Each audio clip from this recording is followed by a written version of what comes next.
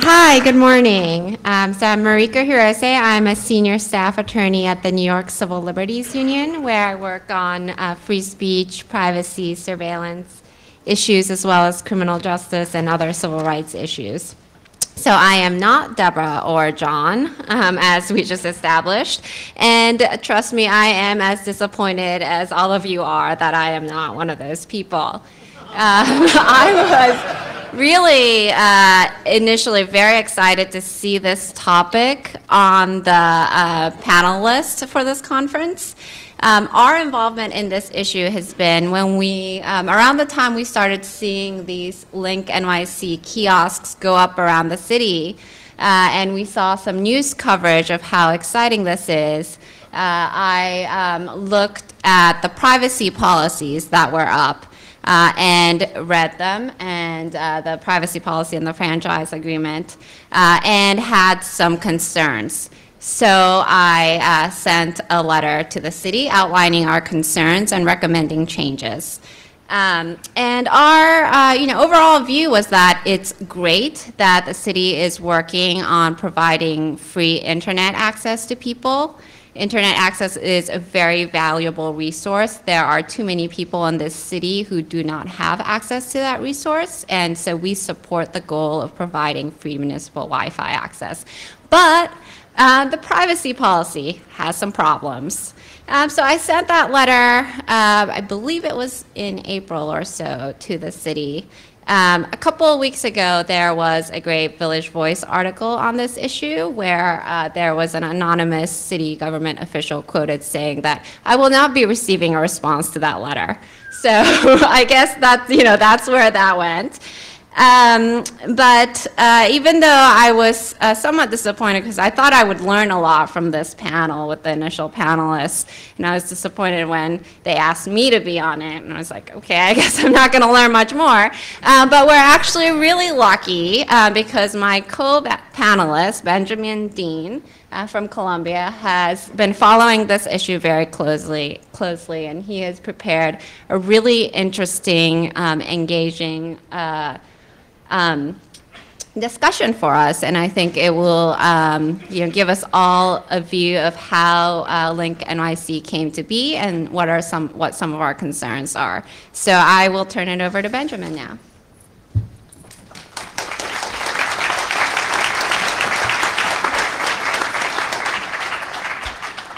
Thank you very much, Mariko. So I've retitled the talk today, not out of disrespect to John and Deborah. I too was very disappointed that they wouldn't be speaking. But ever since I started exploring the LinkNYC project, and it caught my attention maybe 2 years ago, it became apparent to me immediately that for what's billed as a public and free Wi-Fi service, it's striking because, as we know, when you're not paying, you're not the customer, you're the product. But also that this project has been largely privatized. So this free public Wi-Fi that isn't free or public is anomalous and interesting to explore just for that very reason. Just to introduce myself very quickly, I'm a fellow at Columbia University. I do research on the economics of information. I also have my own consulting company where I help my clients monitor waves of technological change and understand their consequences. So this project very early on caught my attention, and today I'm very much looking forward to taking you through what has been a journey for me in understanding the intricacies of city government and the way in which the next 10 years, what's in corporate speak called smart cities, if we don't make changes now, is likely to proceed. So with some background, I imagine there are some of us from out of town or who have come internationally. I'll give you some quick background on the history of this project. In 2012, the city decided that it wanted to upgrade or replace its aging system of payphones.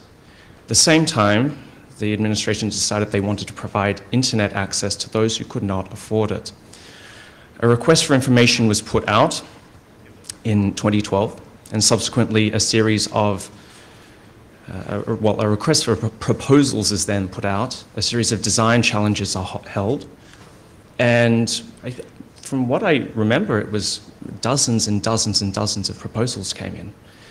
2 years later, though, the de Blasio administration announced that the winner of this competition were the two very companies that had the franchise over the payphone system previously.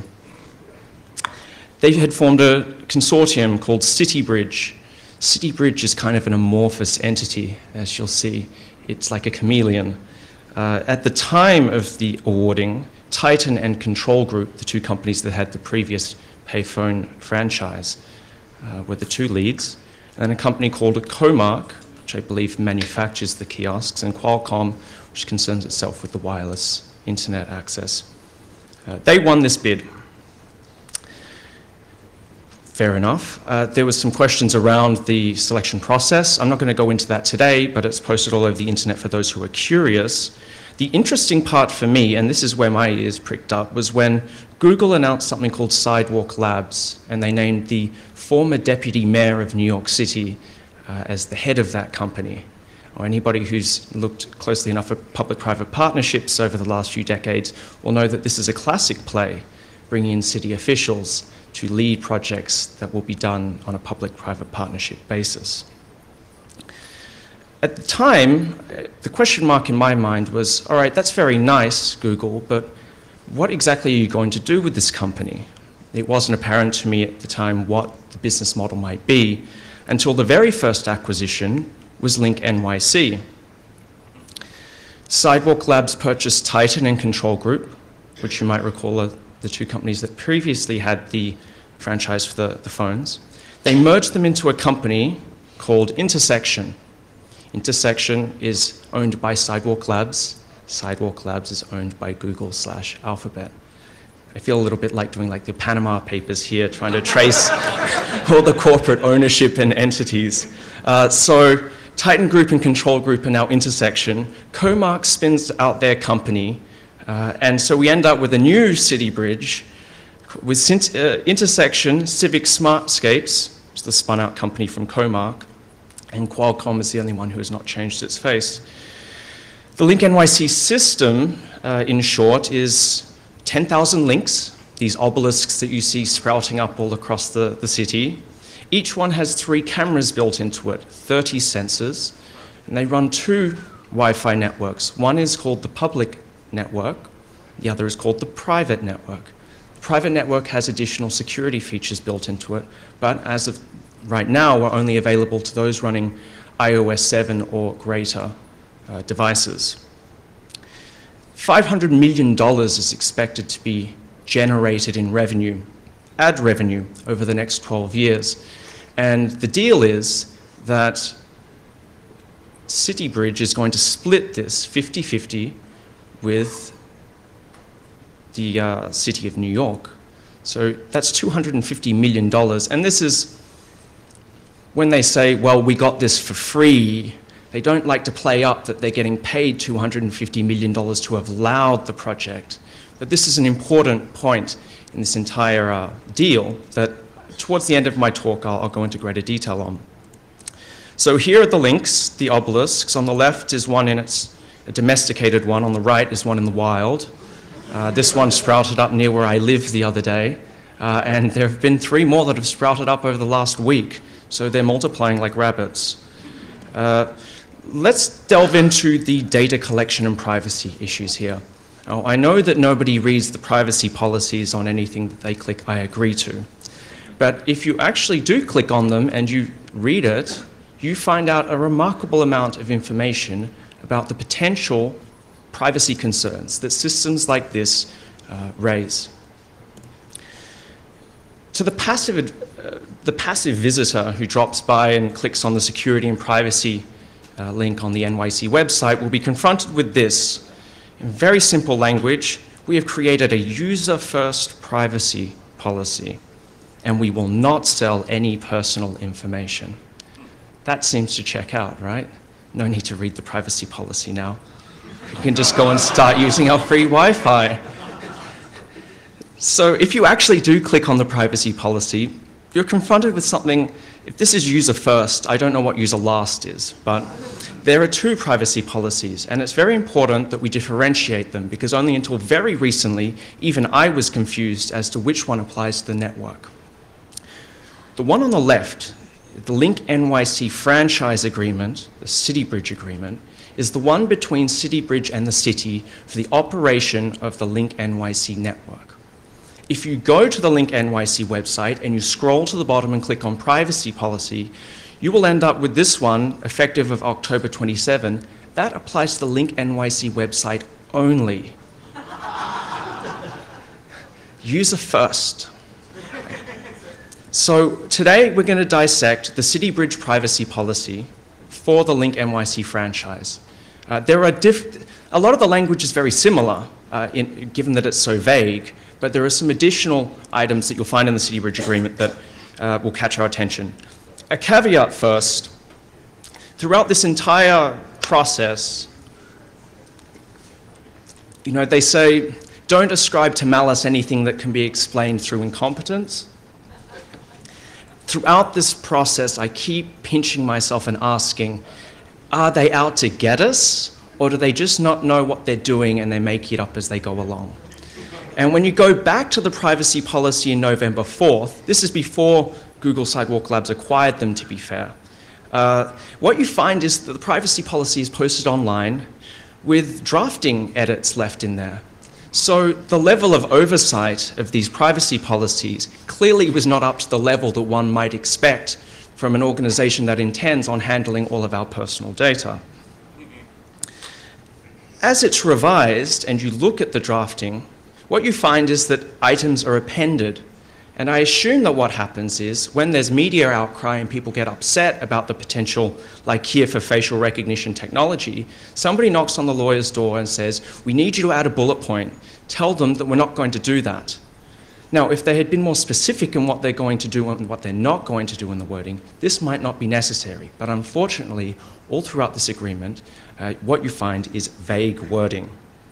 So what data may be collected? It's the operative word, may. I've highlighted some in red that might catch your attention. The MAC address and IP address, fairly self-explanatory. But then we start going to information about visits to websites we provide, including the full URL clickstream, URL requests, pages you viewed or searched for, page interaction information. This is all information that may be collected. It would be very nice to know what information is collected. Now, in anecdotal talks that I've had with people who are somewhat keyed into this process, they tell me that as of now, much of this information is not being collected. Well, if it's not being collected now, I would like to know when it will be collected and what it will be used for.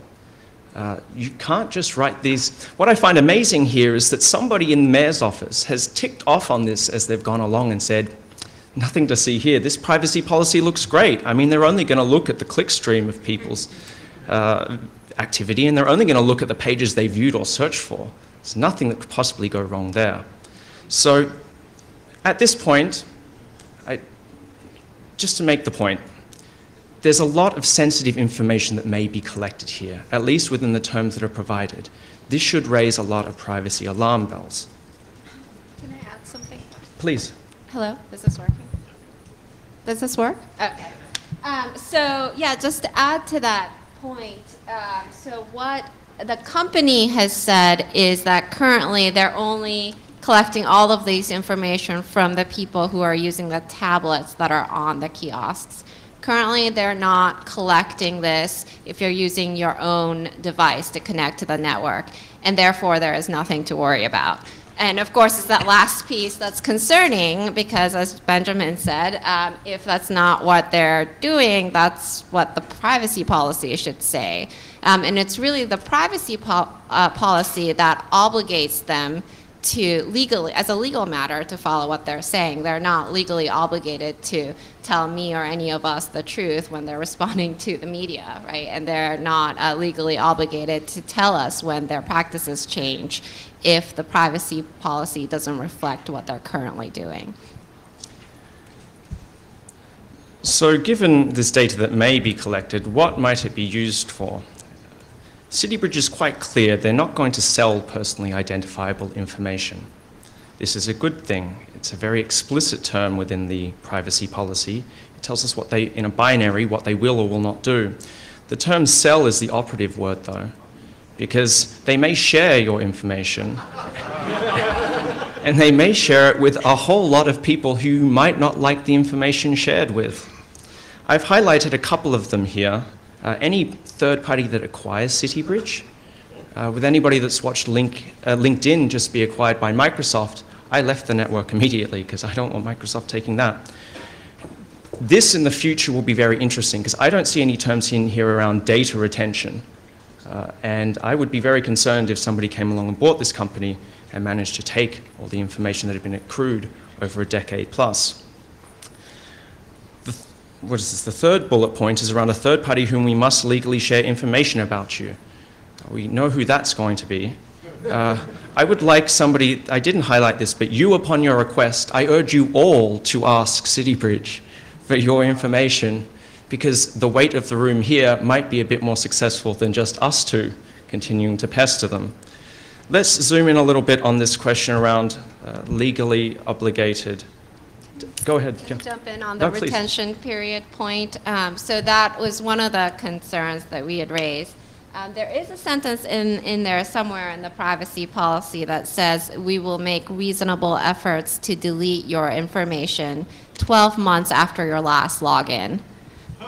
So if you think about that, if you actually use LinkNYC and use it on a daily basis, that's essentially an indefinite retention policy. So looking at the governmental entities, we should all know now, I mean, after Snowden told us that large centralized repositories of data are, government agencies go like moths to a light when those exist.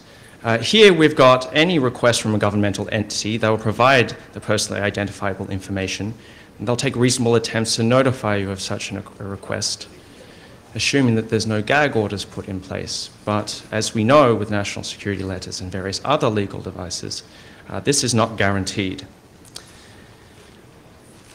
They also may share non-personally identifiable information, and often that definition is vague, but apparently it will be with analytics or search engines, and I can't for the life of me work out which search engine might want this kind of information or have access to it. But interestingly, it's to advertisers and advertising networks as well. Now, a consistent line from CityBridge has been, we are not going to use any of the data we collect to target ads. Yet, if you read the policy, this is perfectly allowable within the terms that have been agreed between the city and the consortium. How are the data actually used? So we've got here around serving advertisements on websites, measuring or understanding the advertising. So again, it's well within their purview to start targeting ads towards people. I think this is a very interesting one, because this talks about an opt-in or consent model, where they would be able to start collecting personally identifiable information to begin targeting information about goods or services that may interest you, advertising. If you go back in the history, what you find is from the very beginning, Titan had this in their sights. They wrote in their original request for information that as smartphone technology is refined and becomes available, we're going to have great opportunities to generate revenue from mobile commerce. Now, they mention a couple of ways in which they might do it. This was 4 years ago, so the technology has moved on a bit from NFC chips and geofencing and whatnot, but we have to keep this in mind. This has always been an intention of the system. And I've seen nothing so far to suggest to me that it is not the intention in the future. I mentioned briefly that there are cameras, sensors, and beacons built into these. Here's the Cryptome take on it, and I think they're spot on. If you go and have a close look at these obelisks, what you find is there are 3 cameras. They're positioned above the 2 advertising panels, and then just in front of the little screen that you would use to make calls or whatnot. The big picture is that as this system spreads to other cities within the United States and internationally, if you take the number of obelisks built and you multiply it by 3, and then you multiply it out across the cities, at least given these plans, 1.7 million cameras are going to be installed, and the data feeds from them are going to be centralized. I would be very, very concerned. I'm already concerned at the amount of surveillance that occurs in this city. The fact that a lot of it is not centralized allows me to sleep a little bit at night. The idea that we're going to centralize all of this in the future, it worries me immensely. Information collected by sensors and cameras. So there is going to be video footage taken, but we're not going to use it to anybody other than the city or governmental law enforcement. We're not going to use facial recognition technology, which is good to know, and I would like to see more definite phrasing like this, in terms of what they're going to do and what they're not going to do in the future. The one that's on my mind is, instead of the video footage, it's the location data, because anytime you'll use a Wi-Fi network, it's going to ping your device. And they make it very clear that they do not collect information about your precise location. Yet, when you use the services, they can determine your general location. I'm not sure what the difference between those two are, but I would have thought if I'm within a 1-block radius of somewhere, that's close enough to concern me. There's another element that's not mentioned here, though. It's not mentioned in the privacy policy, but what it is mentioned in is the marketing material. And it's that each of these obelisks has got beacon technology built into it. The idea is going to be to ping your devices through a Bluetooth beacon to provide advertising in the future. It will be based on location. I would think that given the third parties who might want to use this, it will be quite a precise location, i.e. if you're walking past a store and they would like to send you a deal. The reason I bring this up is simply to say this is not covered precisely within the privacy agreement, so people are not able to make an informed decision about whether they want to use this or not. This is going to be a public Wi-Fi scheme. In the true sense of the word, need to inform the public about what this use implies. For the moment, I've not seen anything along those lines. Now, as someone with a background in economics and accounting, I start following the money when I want to know what's going on here. Because as far as I can see from the way in which this has been developed, at least the LinkNYC system is configured, there's an awful lot of data collection that apparently is not going to be used but has been put into the terms regardless. And I'd like to know why we went with a system, a public Wi-Fi system, that involves so much data collection and tracking. I did some research on this earlier in the year, and some back-of-the-envelope math will tell you that if we have $500 million in total ad revenue across 10,000 links, 8 million people, and 12 years, what you find is that the monthly revenue per person is fractions of a cent. Why is this important? Well, if you want Wi-Fi across the city and you want to provide it to people who don't have Wi-Fi access, it would cost us pennies each to do so. Why have we gone with a system that involves so much tracking and involves putting up 10,000, 20,000 billboards across the city when it would cost so little for us to provide those very services publicly? You start digging into the business model, what you find is it's configured in a way that encourages governments to adopt the ad business model. This one is without ads. So if a city does not want ads, and I assume tracking, though I cannot be certain of that, they'll get the kiosks for free. But it'll cost them $12,900 to install the obelisks, connect the optical fiber, you can double it, and then there's a fund for maintenance put on the side. On top of that, the city has to cover the annual operating costs. So one link will cost the city $45,000 per year under this business model. It's not something that cash-strapped governments want to do, so they go with the ad business model. That involves the kiosk being installed for free, effectively, and financed by City Bridge. I've listed Sidewalk here, but we should probably broaden it out a bit. I'm not sure who covers the running costs under this business model, but the bottom line is that instead of spending $45,000 a year per link, the city gets revenue of $30,000 per year. So you can see why we've been sold this system that is so data hungry. It's because the city wants to make some revenue on the side. So under this business model, City Bridge is picking up the bill. How much are they going to spend on this? Well, in Nick Pinto's excellent piece in the Village Voice, he gets the two excellent quotes, and here's one of them.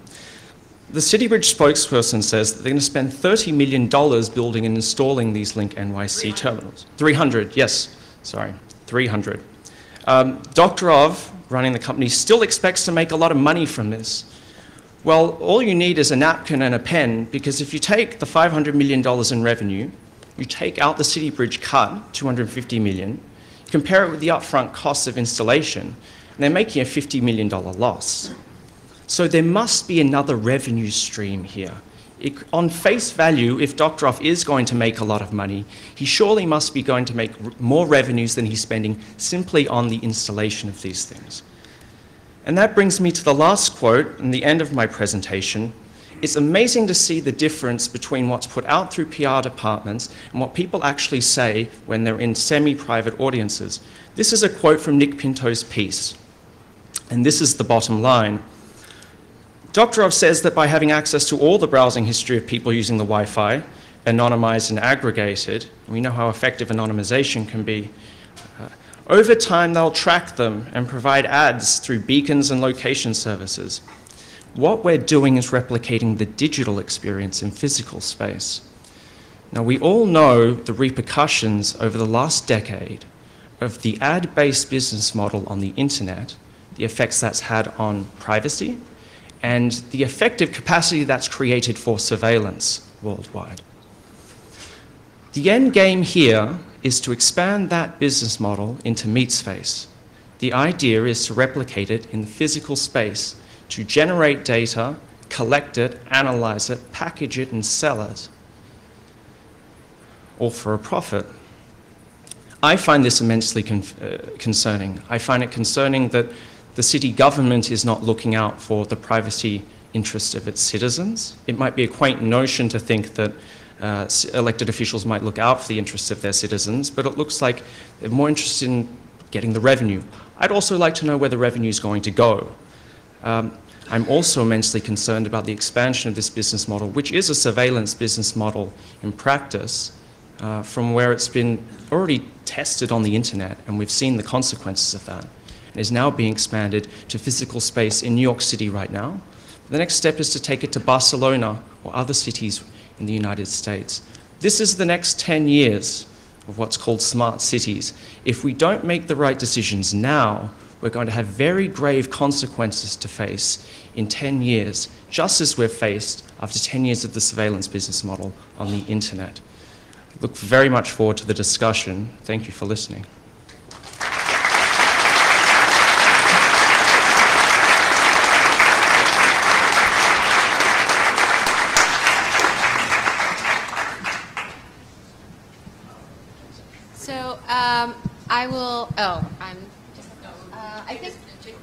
Go ahead. Okay, I'm going to talk a little bit about our letter and the concerns that we raised, and then we can take questions at the end, and happy to have a discussion. So I mentioned at the beginning that the New York Civil Liberties Union sent a letter to the city when we first looked at the privacy policy. And there were 3 concerns that we raised in that letter. If you want to see the letter itself, it's on our website, nyclu.org. One was the collection and retention piece, which Benjamin talked about in detail. The privacy policy essentially allows the companies to collect everything and retain everything for an indefinite period of time. And we said that language needs to be revised. It needs to be tied to operational needs, and the retention policy needs to have a specific date and a specific commitment to delete in certain circumstances. The second piece that we raised was the government access, the possibility of government access. So the privacy policy is itself, it says that it will respond to a government request for information when necessary. There's actually a separate franchise agreement that does say that it will be, at least a subpoena, but that still raises a lot of questions about, will it be a subpoena, will it be a warrant? What kind of order is required before government agencies can get access to the data that these companies are collecting. And then there's a question about whether the users will get notice when a government entity requests information from these companies. And that becomes really important because it's the notice piece that gives users the right to stand up for their own rights. If they don't get notice that a government has requested this information, they'll never know. They won't be able to go into court to move to quash a subpoena or a warrant.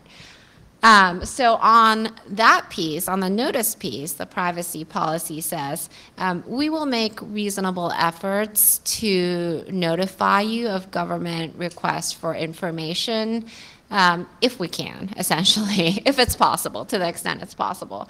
So we ask that that kind of vague language be revised. And to actually make a commitment to notify users whenever they can, notify users unless they are prohibited from doing so under a judicial order. So that's generally the framework in which it works. Law enforcement entities are not allowed to gag service providers from notifying their users of requests for information unless they've gotten an order from the judge saying that it's necessary to do so for a short period of time. So our recommendation was that you make a commitment to notify your users whenever you are allowed to do so. And the third piece that we had questions about was the cameras and the environmental sensors. So as you saw in the privacy policy, the policy currently says that those feeds from the cameras can be shared with law enforcement and with the city. No restrictions on that.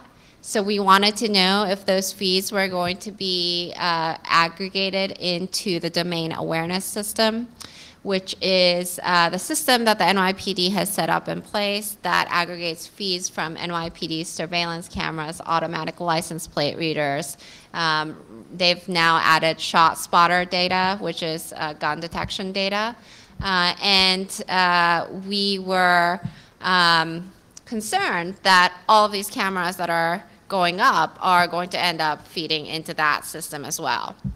And also the policy said that with the written permission of the city, we can share the camera feeds with any entity. So we said, well, you know, there should be a mechanism for the public to know when this company has gotten written permission from the city to share it with a third-party company. The response, as I mentioned, the city is not going to be responding to our letter apparently, but the company has responded in public statements. As I mentioned, on the collection and retention piece, they said we're not doing this right now. And also on the cameras piece, they said, well, the cameras are not currently on. But of course, that really begs the question of when will they be turned on? When will we learn about it when it's turned on? And what will we learn about how those cameras, how all of this data is going to be used? And that goes back to the need to have a very much more specific privacy policy that actually reflects the reality of what they are doing, because that binds them to be doing those things, right? It doesn't, they essentially have a privacy policy that says we can collect anything and do anything. And so that sets the outer boundary, legal boundaries of what they can do. And this is a very big problem. I just have one question. I'm very interested in the NYCLU's view on how, sorry, I'll start again. I'm very interested in the NYCLU's view on how, if this is a system that's designed to give those who do not have or cannot afford access to the internet, nominally for free, I'm very interested then in how that interplays with who is unequally impacted by surveillance in society. Yes, and that's exactly one of the points that we raised in the letter, that this is a great initiative, but it's even more important to have really good privacy policies in place because there are people who are going to be relying on this technology in order to access the internet.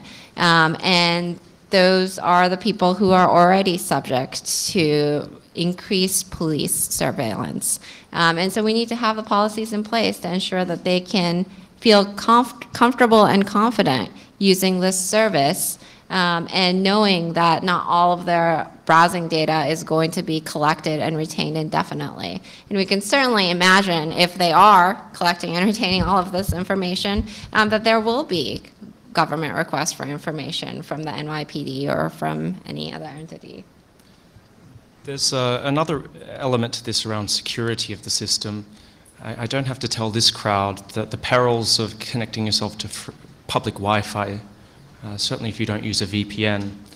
To the credit of CityBridge, they have developed what is nominally a private Wi-Fi network, which is unfortunately only available to those who have iOS devices, iOS 7 or above. There are security concerns created by such a network precisely for those who are most unlikely to have iOS devices. Now, this will evolve over time, and from what I've seen, the measures to prevent things like malware, the solution is to monitor the network at all times. The option is to suggest that people use VPNs whenever they use the public Wi-Fi network, because you can sniff the traffic. There's the chance that somebody might set up or spoof the network and set up a fake one. I haven't seen any workable solutions around that. There are limits to what they can do, but free Wi-Fi is not all that great. It comes with security concerns and security costs that are not borne by the providers of the service, and it says that in the terms of service, as with all, we have no liability, it's your own problem if bad things happen to you. But we need to remember that as well. The free Wi-Fi comes with a cost, and that cost is in terms of security very often. I want to go back to the point you made at the end of your presentation about other smart city initiatives, and I think that's an important point of discussion for the future. We've seen a lot of different things proposed in recent years under the umbrella of smart city initiatives, and I do think that there are lots of benefits to some of these initiatives. We should be looking at using technology in ways that would improve our daily experiences, but often there isn't enough of a conversation about the privacy risks or privacy concerns of these initiatives, and many of these things can end up creating structures for surveillance that may not initially be used for that, but it's there, and there's going to be questions about mission creep. So when is something that's set up for a traffic study going to be used for some other purpose to monitor the people on the streets? And so having a strong privacy policy protects against that kind of mission creep, but I think generally we need to be having more conversations in our communities before these initiatives are accepted about what the privacy implications of each of the projects will be. To build on that, in this whole smart cities landscape, there's another element to this, and it's around the way in which we're going to roll out these initiatives. This is nominally a public Wi-Fi system that is owned and operated by a private consortium. The data that is collected through such a system effectively privatizes data collected from public spaces. Now, if you watch very carefully what's happening right now online and now off, the great promise of the information and internet age was we were going to create all this wonderful data at almost zero marginal cost, and we were going to create all kinds of prosperity through it. Well, what's actually happening is a lot of the data is being privatized and controlled. And if we're going to start having private entities designing and implementing systems just like this, and we put terms in there that allow them to they'll say they won't sell it, but they'll control and share it within their own corporate entities. And as I've shown you, it's like a Russian doll set of entities. We should be very concerned that the great potential of the information age is suddenly going to be privatized and closed up. But I see that we've got 8 minutes left. It might be a good time for the Q&A, because I saw one very keen person to start with. Hello. Hi. I actually kind of like these LinkNYCs a little bit, but I'm a little bit concerned about anything that's giving away for free that's owned by Google or any other consortium like that. One of the things you didn't touch on was the free telephone service they're offering through Skype, Microsoft, at LinkNYC things as well. And I'm also interested in, with all these wonderful sensors, 30 of them, if you are not a LinkNYC user, I never connected and I never ticked the box that says I agree to their terms, and are they still tracking me somehow? They probably are, at least with their videos. And what are the implications of that? Thank you. Sure. Indeed, free telephone service is excellent. And I mean, free internet that's available to people at no cost is excellent. But we should just be kind of cognizant of the costs that are associated with it that might be hidden over time. The 30 sensors are interesting. They're there for a variety of reasons, to kind of passively collect information, they say, to solve complex problems in the city. This is things like tracking traffic flow and air pollution and whatnot. Now, we already have a pretty good meteorological service, and Google owns Waze, which does a pretty good job of tracking the traffic. So I wonder myself what the utility of these 30 sensors are, and I mean, they will passively be collecting information on people as they pass. It will not identify them, but that does not mean that it's necessarily desirable. I'm more concerned with the fact that it's privatized information. I mean, for the last century, the Meteorological Service provided information on the public dime that was accessible to all.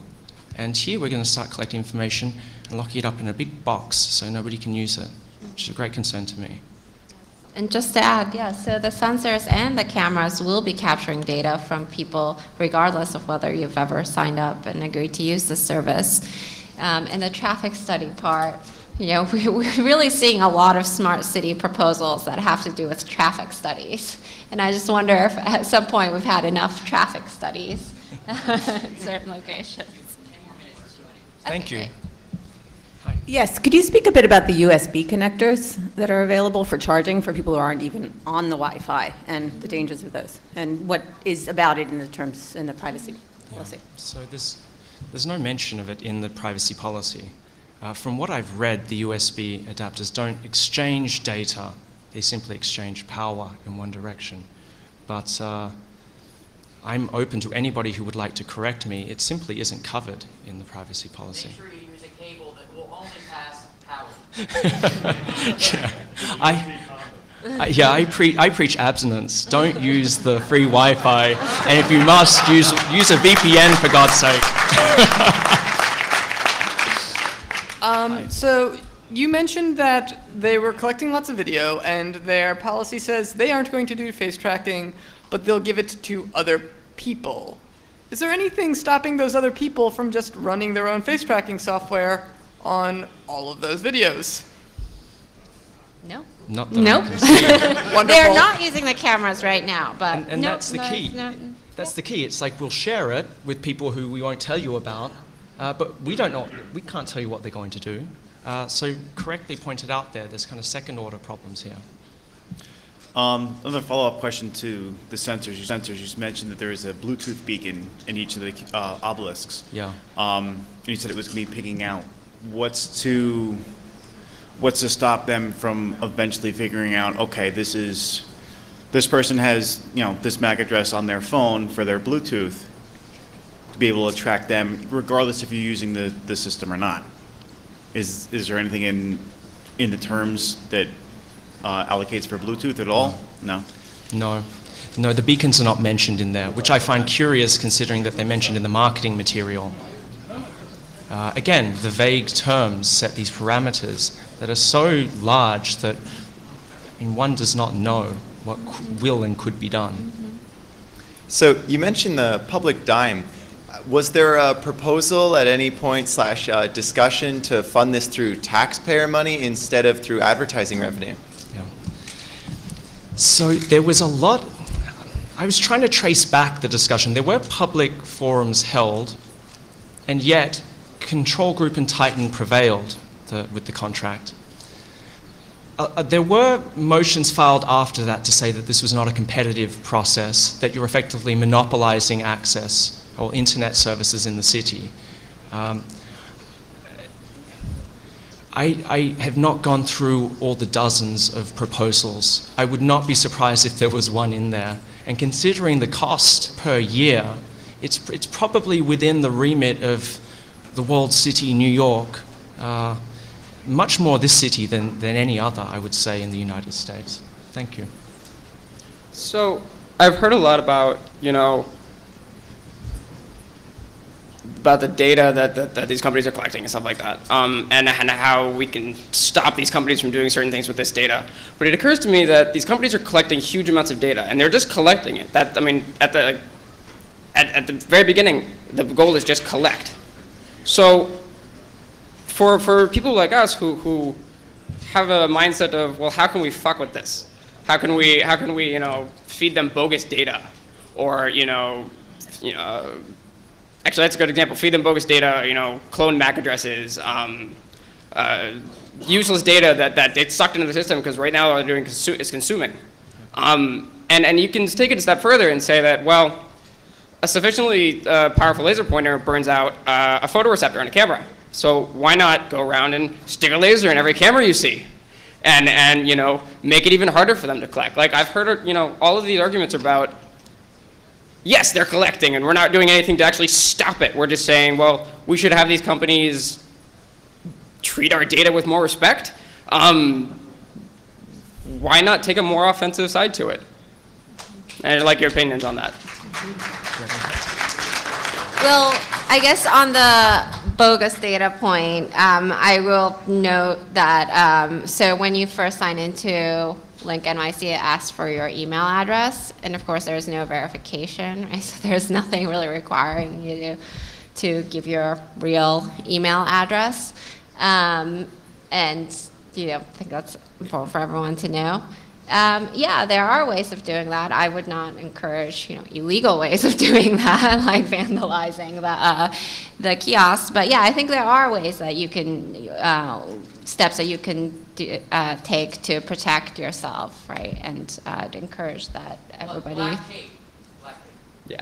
Well, I just wanted to add, all this collection, it may be technically legal under the law because they futzed with it, but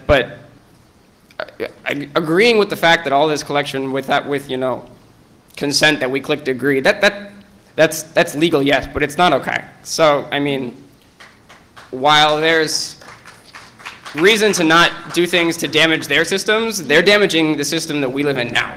So one has to ask yourself if it's actually worth going a little farther and saying, hey, you're screwing with our lives, we're going to screw with yours. Go ahead. Thank you. I just wanted to ask, is there a function with this? For instance, if you don't have your Bluetooth on your phone, if you walk by, can they be collecting information from you as they were trying to do with that bank system with your credit card? If you're walking through a store, is it similar to that? And the other comment I'd just like to make is that it's about connecting the dots in this. If you look at the really big picture of the Trans-Pacific Partnership Agreement, the agreement in Europe, this is all about control. And the cameras are there for what? I mean, why do you need cameras? There's a big picture here, and it's a brave new world transitioning into 1984.